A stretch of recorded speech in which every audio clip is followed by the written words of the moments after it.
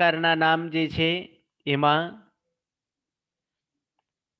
પ્રથમ પુલ્લિંગ નામ, સ્ત્રીલિંગ નામ અને નપુંસકલિંગ નામ. એ પુલ્લિંગ નામો પણ અનેક પ્રકારના હોય.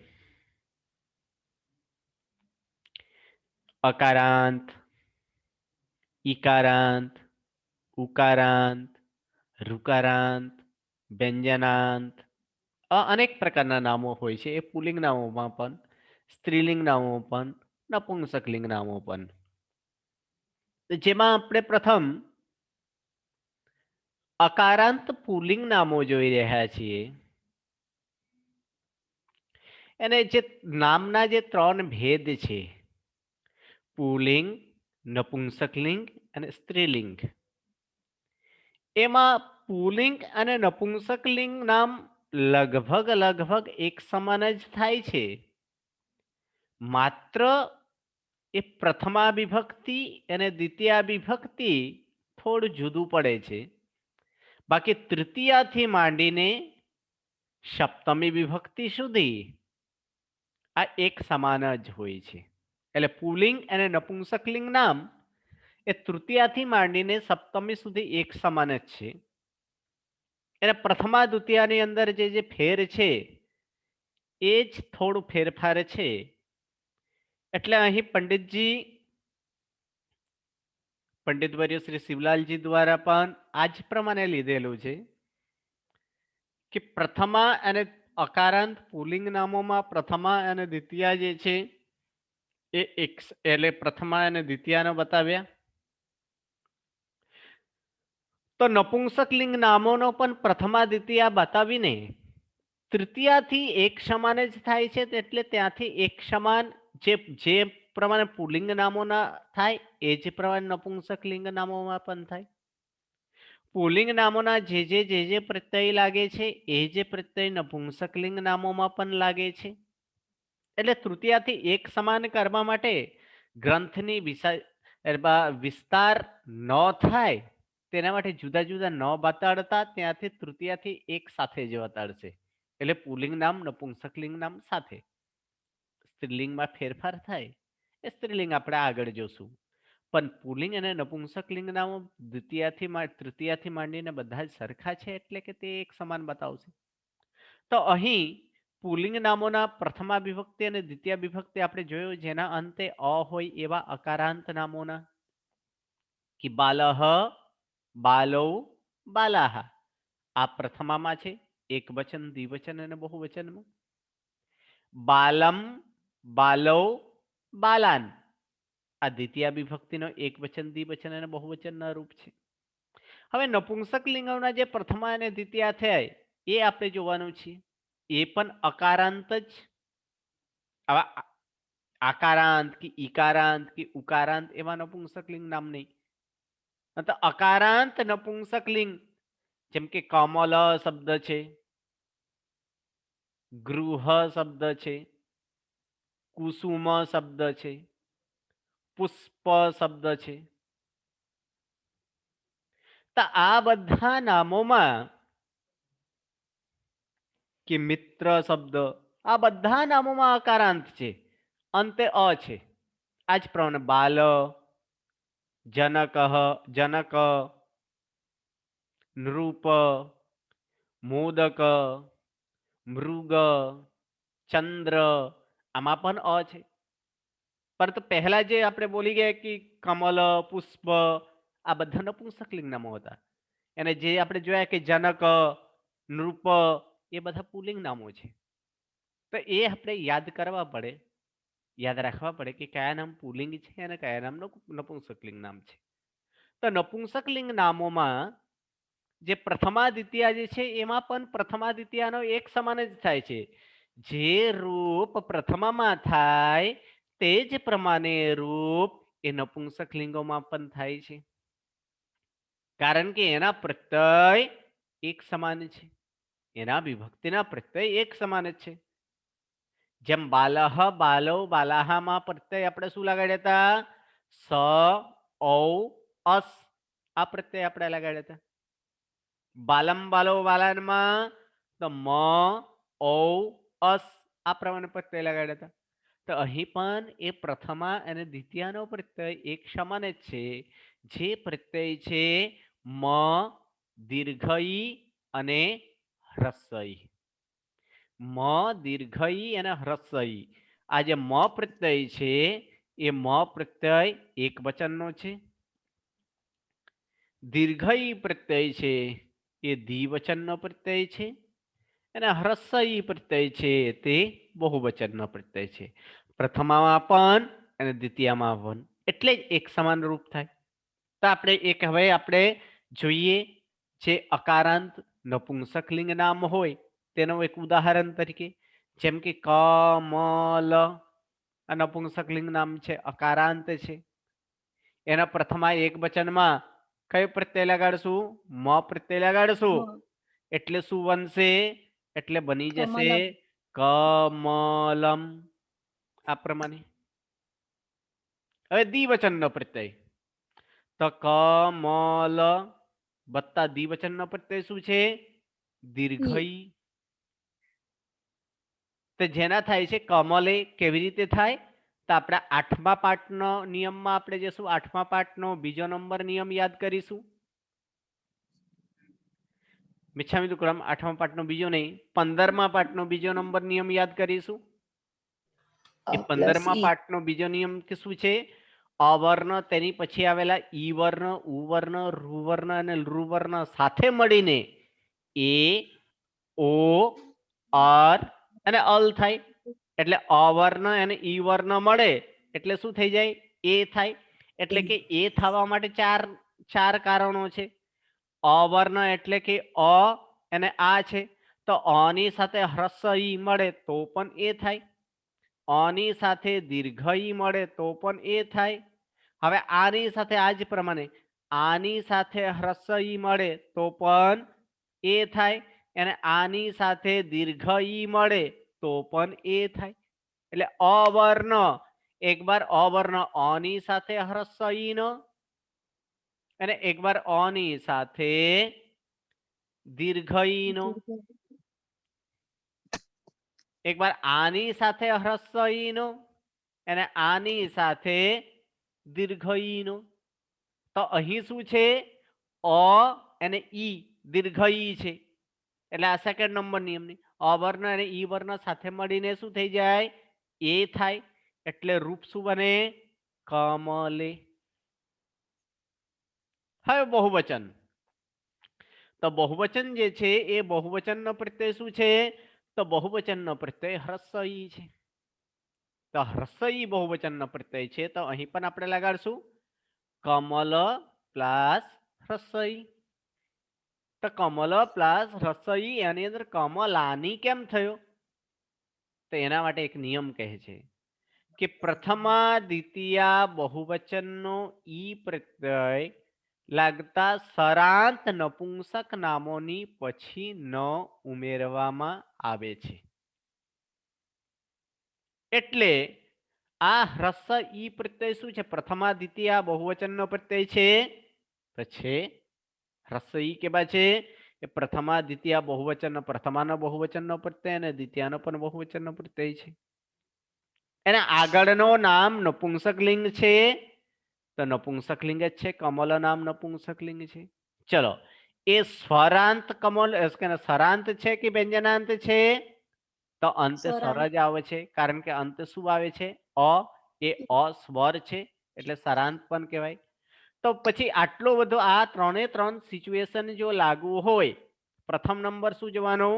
જે હ્રસ્વ ઈ પ્રત્યય એ પ્રથમા દ્વિતીય બહુવચનનો પ્રત્યય છે જે જ્યાં છે. નામ નપુંસક લિંગ છે તો નપુંસક લિંગ છે. નામ સરાંત નપુંસક લિંગ નામ છે તો સર એટલે કે છેલ્લે સ્વર અંત વાળો નપુંસક લિંગ છે તો છે. તો આ ત્રણ સિચ્યુએશન હોય તો કે સ્વરની પછી ન ઉમેરાય. તો નામોની અંદર સ્વર ક્યાં છે? છેલ્લું સ્વર સરાંત ક્યાં છે? અ. કઈ જગ્યાએ? લ માં રહેલો અ.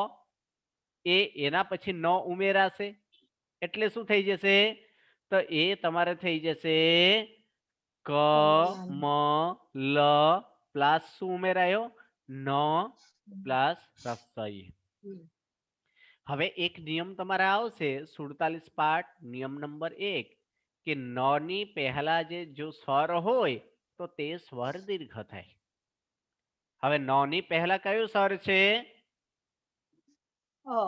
અ છે તો અ હ્રસ્વ કહેવાય કે દીર્ઘ કહેવાય હ્રસ્વ કહેવાય.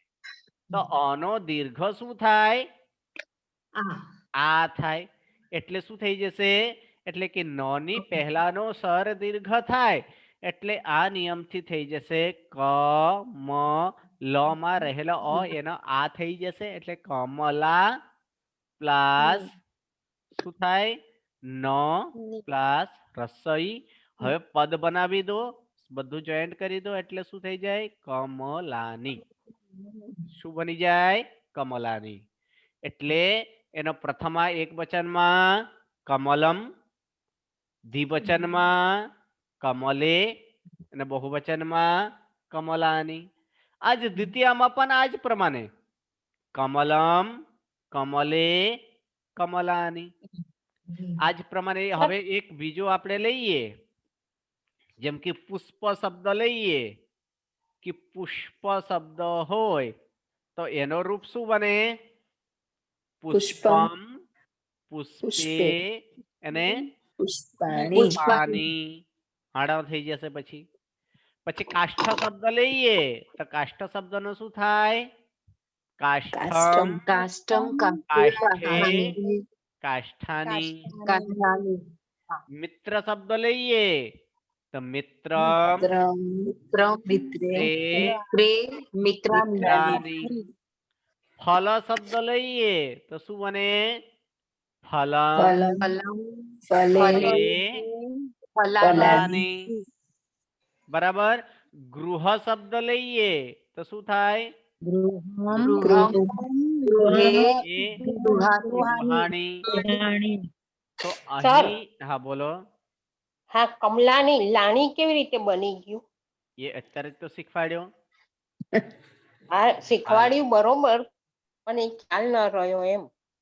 આની આની કેવી રીતે સ્પષ્ટ આપણે એની અંદર કરેલા છે કમલ વત્તા હ્રસ્વ ઈ પ્રત્યય લાગ્યો અને ઈ પ્રત્યય લાગતા શું કીધું કે એ ઈ પ્રત્યય જો પ્રથમા દ્વિતીયા બહુવચનનો ઈ પ્રત્યય છે.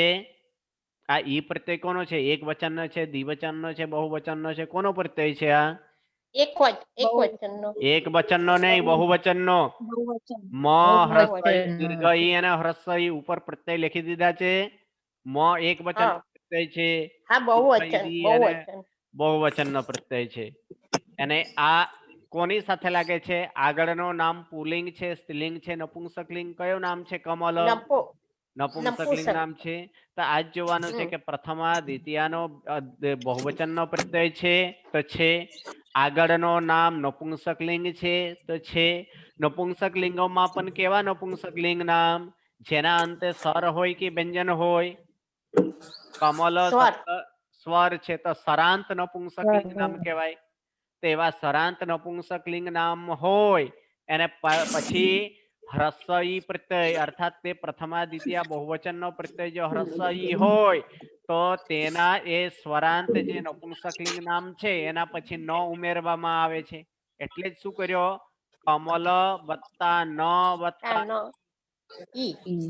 પછી 47મા પાઠનો એક નિયમ આવશે ન થી પહેલા જો સ્વર હોય એ સ્વર દીર્ઘ થાય.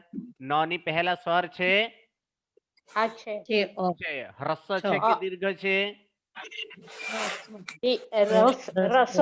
હ્રસ્વ છે તો એનો દીર્ઘ શું થાય અહ્રસ્વ હોય તો અનો દીર્ઘ શું થાય આ. એટલા માટે શું કર્યો કમલા વત્તા ન વત્તા ઈ.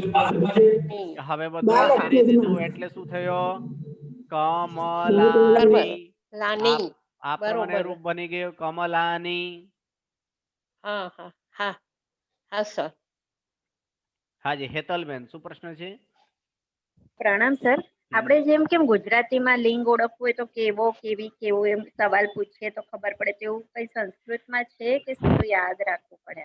મોસ્ટલી આજ પ્રમાણે છે કેટલાકની અંદર યાદ રાખવા પડે જે ગુજરાતીમાં એ નપુંસકલિંગ હોય એ પણ પુલ્લિંગ હોઈ શકે છે અથવા પુલ્લિંગ નામ નપુંસકલિંગ હોઈ શકે છે. બાકી મોસ્ટલી ગુજરાતીની જેમ જ છે, આમાં કઈ વાંધો નથી. અને સર કેટલાક આ જે કેટલાક એવા છે કે જેની અંદર યાદ રાખવા પડે. અચ્છા. અને આ સર જે તમે કીધું ને તૃતીયાથી પછી સેમ થાય નપુંસકલિંગ, તે ખાલી અકારાંત માટે જ કે પછી બધા આકારાંત ને બધા માટે સેમ થાય છે? હા, એની અંદર પુલ્લિંગ અને નપુંસકલિંગ જે છે ને સેમ ટુ સેમ જ છે, માત્ર પ્રથમા દ્વિતીયમાં જ ફેરફાર છે. અકારાંત વાળા અકારાંતની જેમ થાય, ઈકારાંત વાળો ઈકારાંતની જેમ થાય, ઉકારાંત વાળો ઉકારાંતની જેમ થાય. પણ અકારાંત અચ્છા, અને એટલે બધામાં ઈકારાંત એવી એક રીતના સમાન જ. નહીં. હા, બધામાં એ રીતે પુલ્લિંગ અને નપુંસકલિંગ નામ. હા, પ્રણામ. પ્રણામ.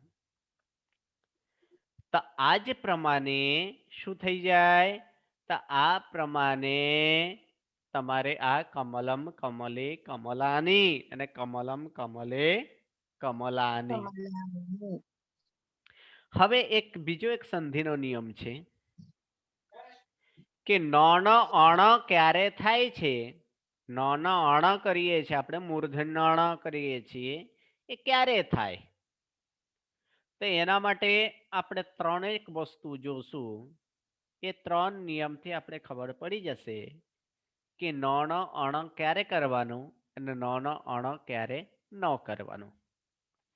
એટલે ન જ રાખવાનું અને ન અણ ક્યારે થાય. તો અહીં આપણે લઈએ અને આ ક્યાં બને? માત્ર જ્યાં ન આવતો હોય ત્યારે. જેમ કે દ્વિતીયા બહુવચનમાં છે, પ્રથમા બહુવચનમાં છે, તૃતીયા એક વચનમાં છે. આ ત્રણ જગ્યાએ આપણે ધ્યાન રાખવાનું.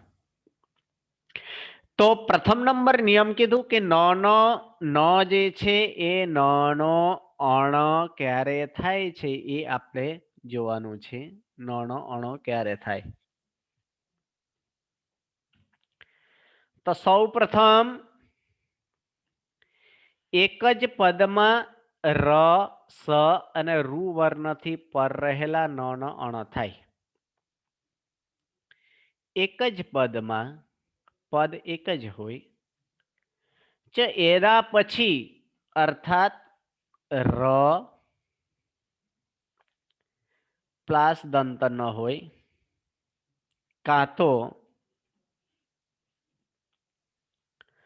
ર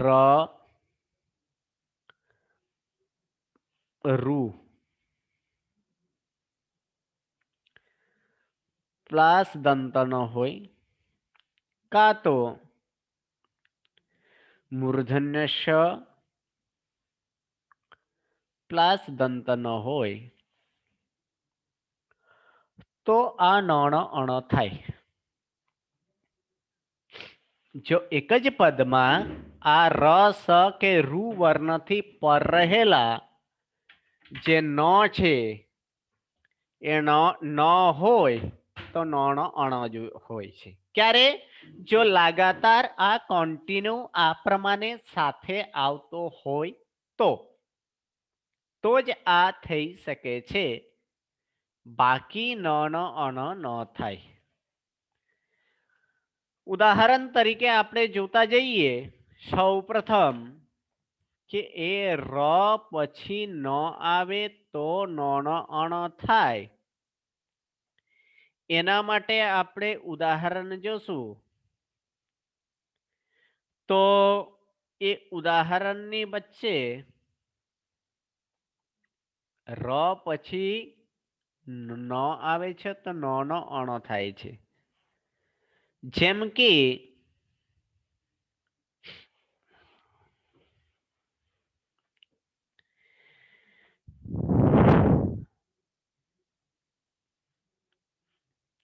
પૂર્ણ શબ્દ છે.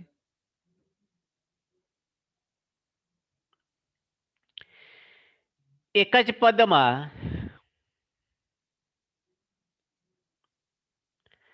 આ પૂર્ણ શબ્દ જે છે એ પૂર્ણ શબ્દ નો લાગે. ઓર કે ન છે.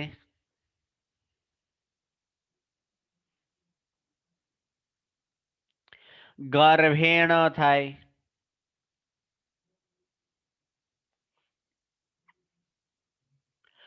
કર્ષણામ થાય. આ બધું ઉદાહરણ આ ર સ કે રૂ વર્ણથી પર રહેલા નો નો અણ થાય છે.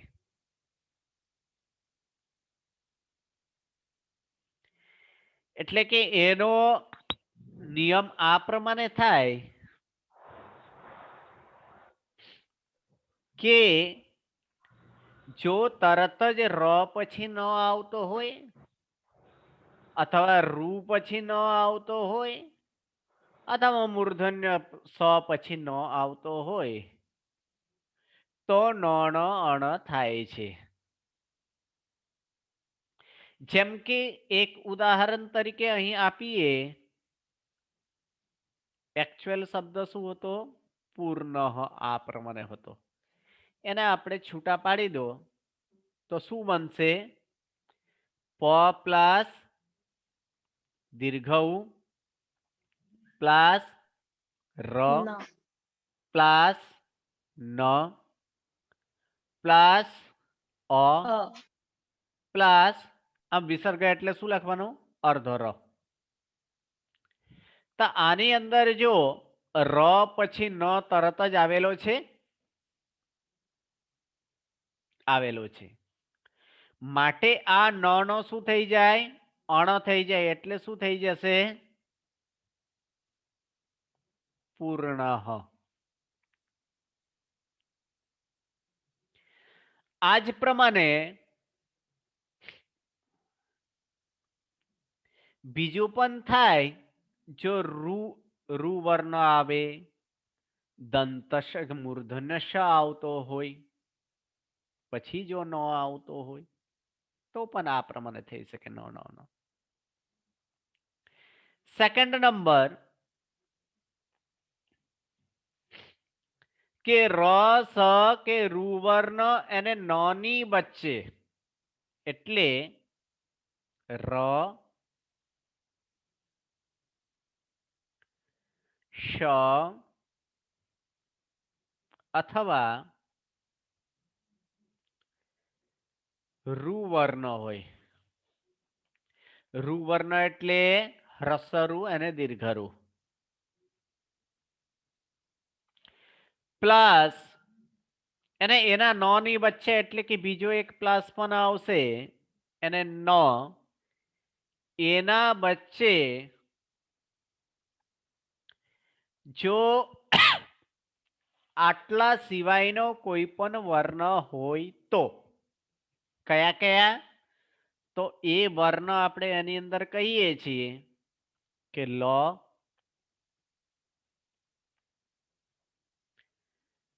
ચ વર્ગ,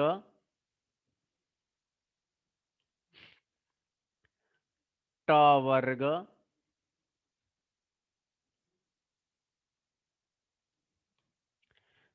ત વર્ગ,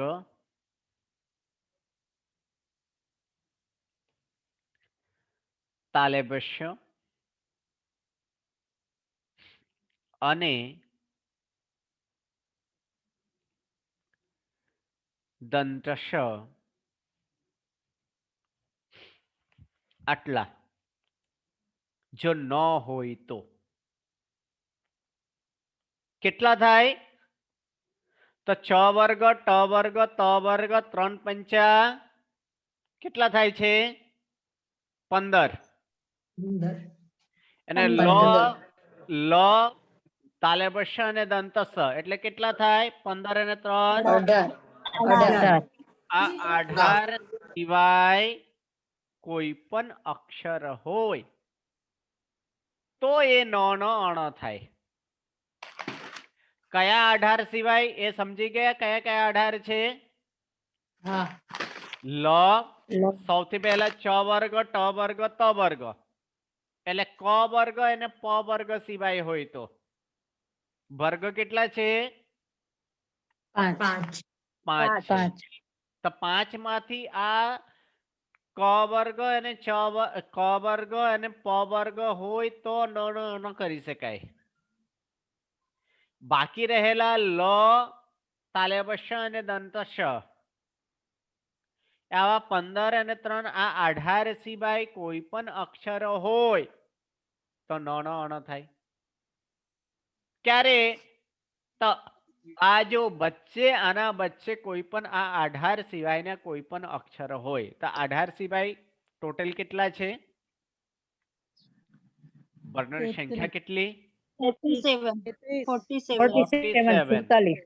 તો 47 માને 7 માંથી 18 બાદ કરો એટલે કેટલા રહે? 29. 29. તો આવા 29. 29 વર્ણ આવતો હોય તો શું કરવાનું? નો નો અણ કરવાનું. ક્યારે? જો આ જો વચ્ચે આવે તો. જેમ કે ઉદાહરણ એક આપણે જોઈ લઈએ કે પુષ્પા એને પ્રત્યય શું લાગ્યો? રસોઈ લાગે તો રસોઈની પહેલા શું ઉમેરાય તો ન ઉમેરાય તો એટલે શું બન્યા હતા? પુષ્પાની. આ પ્રમાણે હતો ને. તો આને આપણે છૂટા પાડી દો પહેલા. તો શું છૂટા પડશે? પ પ્લસ મૂર્ધન્ય સ પ્લસ પ પ્લસ આ પ્લસ ન પ્લસ શું રહે છે? ન પ્લસ રસોઈ.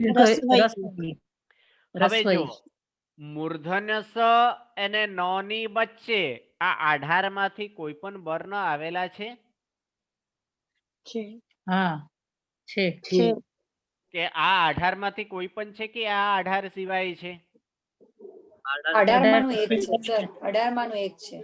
18 માનો એક 18 છે. સિવાયના છે. 18 સિવાય એક છે. સિવાયના છે. હા 18 18 સિવાયના છે. બરાબર. તો 18 સિવાયના છે માટે આ દંતનો શું થઈ જશે? મૂર્ધન્ય થશે. એટલે શું થઈ જશે? અણ. પુષ્પાણી થશે. બરાબર. બીજો ઉદાહરણ લઈએ. કાશ ઠાની. આમાં થાય છે કે નહીં એ પણ આપણે જોઈ લઈએ.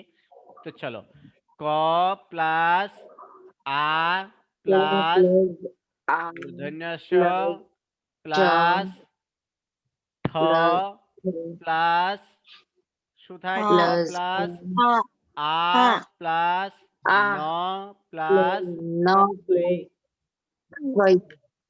હવે આમાં જુઓ મૂર્ધન્ય સ અને ન આ 18 માંથી કોઈ પણ એક છે કે નથી? આમાં છે. ઠ છે. છે. કયા વર્ગનો છે? હા છે ટ વર્ગ. ટ વર્ગનો. એટલે કે ટ વર્ગનો એટલે કે સ અને ન ની વચ્ચે ઠ આવી ગયા છે એટલે કે આમાં થાય નહીં. નહીં. એટલે શું રહે? આજ પ્રમાણે રહે. એટલે શું થઈ જશે? કાષ્ઠાની જ રહે. ચલો પુષ્પાની આપણે જોઈએ. પુષ્પાની તો જોયો. પાણી તો છે. ફલાની. ફલાની આમાં થાય કે ન થાય એ પણ એકવાર જોઈએ. તો આની અંદર શું કીધું? ફલાની. આની અંદર થાય છે કે નહીં? એક વડે ફ વત્તા અ વત્તા નહીં છે. લ વત્તા આ વત્તા ન વત્તા આમાં કોઈ પણ ર એટલે કે નો છે પણ નો ની પહેલા આ ર સ કે રૂ વર્ણ ક્યાંય આવેલા છે? નથી આવે. નથી આવે તો પછી આવેલા. શું થાય? આની અંદર જેમ છે તેમ જ રહે. એમાં ફેરફાર નહીં થાય. અથવા તો નો ની પછી એટલે નો ની પહેલા તરત જ ર રૂ વર્ણ કે મૂર્ધન્ય સ કઈ આવેલો છે? નથી. આમાં કઈ નથી થતા એટલે શું રહે? આમાં જ રહે. ફલાની જ રહે. ચલો બીજો એક ગૃહાની. આની અંદર આપણે છૂટા પાડો તો શું બને?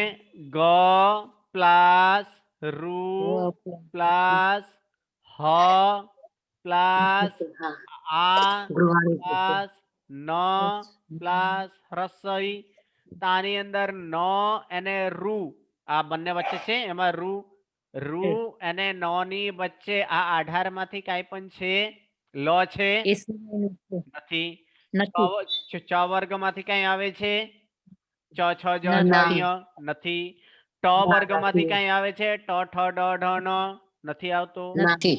ત વર્ગ માંથી ત થ દ ધ ન નથી આવતું તાલવ્ય છે નથી મૂર્ધન્ય છે નથી એટલે આ 18 સિવાયનો છે એટલે આની અંદર શું કરવાનો નો અણો કરવાનો એટલે શું થઈ જશે ગૃહાની અણી. આ જ પ્રમાણે બીજો આપણે ચલો હવે પરનો શબ્દ છે પરનાની આ પ્રમાણે શબ્દ હોય તો શું થાય એ પણ આપણે એક બાજુ જોઈએ તો એને છૂટા પાડી દો તો શું બનશે પ પ્લસ ર પ્લસ અ પ પ્લસ ર પ્લસ ન પ્લસ આ પ્લસ ન પ્લસ રસોઈ વર્ગ આની અંદર શું આવ્યો ર પછી તરત જ દંતનો આવેલો છે પહેલા નિયમ થી ર પછી ન તરત આવી ગઈ છે એટલે એ નો એકવાર અણો થશે થશે પછી હવે સેકન્ડ વાળો આ નો જે છે એ નો અણો થશે કે નહીં. ર અને નો ની વચ્ચે શું આવે છે તો વર્ગ આવી જાય છે હા થ દંત ન એટલે એમાં એકમાં થાય એકમાં ન થાય એટલે શું બની જશે પરણાની બરાબર વર્ણાની. બરાબર આ રણ આ નો નો અણો કેમ થયો કે ર પછી તરત જ શું આવેલો છે નો આવેલો છે નહીં આવેલું છે. માટે શું કર્યા અણ કર્યા પણ આ નો આમ જ કેમ રહ્યો કારણ કે ર અને નો ની વચ્ચે શું આવેલો છે તો વર્ગ કયો તો થ દ ધ નો આવી ગયો છે આ જે છે આ આવી ગયો છે એટલે એ છેલ્લા જે નો છે એનો નો જ રહ્યો એને અણ નથી થયા હવે આ જ પ્રમાણે કમલાની આ કમલાની હોય તો એનો આપણે છૂટા પાડીએ ક પ્લસ અ પ્લસ મ પ્લસ અ પ્લસ લ પ્લસ આ પ્લસ ની એટલે કે ન પ્લસ રસોઈ હવે આ આપણે જો નો તો છે પણ નો ની પહેલા આટલા વચ્ચે જે છે ર સ અને રૂ ક્યાંય છે એના પહેલા નો પહેલા નથી નથી સર. એટલે શું રહેશે સેમ ટુ સેમ કમલાની જ રહેશે ચલો બીજો એક ઉદાહરણ રે ફે ન આવું હોય તો એને આપણે છૂટા પાડો ર વત્તા શું થાય એ પછી ફ પ્લસ પ્લસ એ પ્લસ પ્લસ ન પ્લસ ન પ્લસ અ તો હવે આની અંદર જુઓ ર અને ન ની વચ્ચે શું આવેલો છે આ 18 માંથી કોઈ પણ છે નથી નથી. નથી એટલે આની અંદર શું થશે નો અણો થશે થશે રે અણો થઈ જશે બરાબર ચલો બીજો કર્ષનમ આને છૂટા પાડી દો ક પ્લસ અ પ્લસ ર પ્લસ મૂર્ધન્ય શ પ્લસ અ પ્લસ અ પ્લસ ન પ્લસ અ પ્લસ મ હવે આની અંદર જુઓ ર અને ને ન ન ની ની વચ્ચે શું આવેલો છે? મૂર્ધન્ય સ. મૂર્ધન્ય સ. તો આમાં આ 18 માંથી કોઈ છે? નથી નથી એટલે આ નથી. ન નો અણો થશે એટલે શું થઈ જશે? કર્ષણમ કર્ષણમ. કર્ષણમ. બરાબર. આ જ નિયમ એટલે ક્યારે ન નો અણ કરવું તો આટલું આપણે જોવાનું છે. ત્રીજા નંબર નિયમ એક ધ્યાન રાખજો. હવે કે તેમજ પદને અંતે જો ન હોય તો એ ન નો અણ ન થાય. શું કહે છે? પદને અંતે જો ન હોય તો એ ન નો અણ ન થાય. જેમ કે ઉદાહરણ તરીકે એની આમાં શું છે કે પદાંત ન હોય તો ન નો અણ ન થાય. ઉદાહરણ તરીકે જેમ કે એક ઉદાહરણ લઈએ કે રાન. હવે જુઓ આમાં આને છૂટા પાડો એટલે શું થાય? ન પ્લસ અ પ્લસ ર પ્લસ આ પ્લસ ન. એટલે